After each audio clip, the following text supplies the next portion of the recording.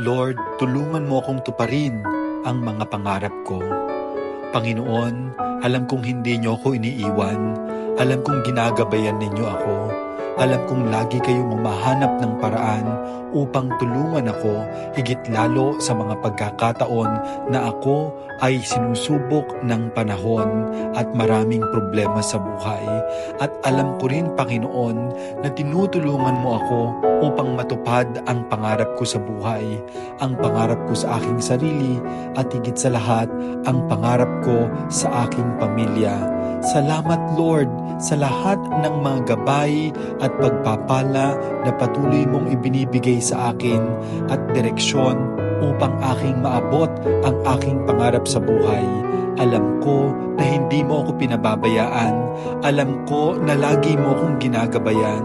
At alam ko na lagi kang nandyan upang ako ay tulungan at samahan.